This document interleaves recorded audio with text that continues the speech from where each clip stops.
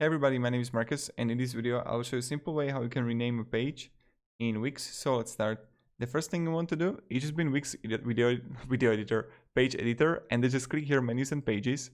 And when you're gonna be here, you're gonna see everything here, right? So what you want to do is like, I don't know, now playing, or like snack bar, click these three dots, and you're gonna see here rename.